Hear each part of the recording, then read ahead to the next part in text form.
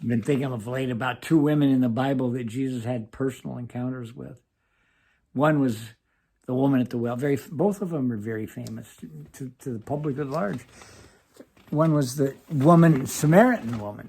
When Jesus was on his way to Galilee, he stopped by Jacob's well in Samaria. Sychar was the name of the little town, and she came out from town, this Samaritan woman, and she began to draw water, and Jesus said to her, "Would you give me a drink?"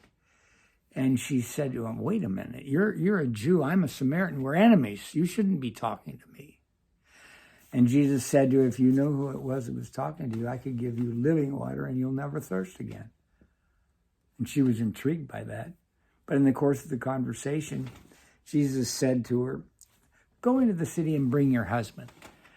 And that was the encounter, that was the part of the conversation that's interesting. She said to him, "I don't have any husband." He said, "Well, you've said very well. That's the truth.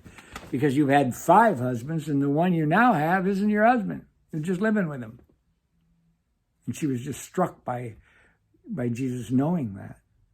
And then one thing led to another. And the woman went back into town and said to the town folks, "Come and see a man that told me everything I ever did. Is not this the Christ?"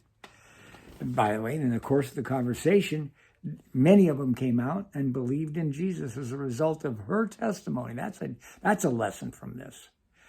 But also, I think there's a lesson that Jesus purposely makes personal encounters with those he saves. There's no arm's length vicarious way of getting saved by somebody else's action. And I think that another thing is that don't undersell Jesus. He knows everything about you.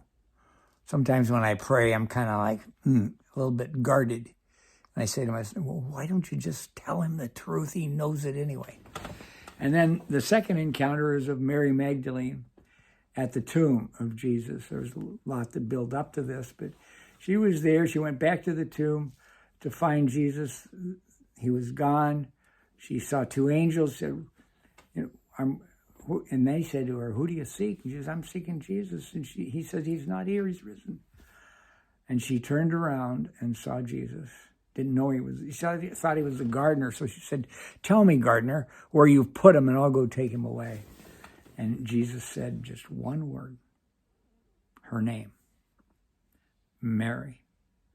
I'm trying to think about how he might have said that, how tender it was. She responded, Rabboni, which means teacher, but I've heard others say that what it really means is master of my heart. He had cast 7 demons out of her.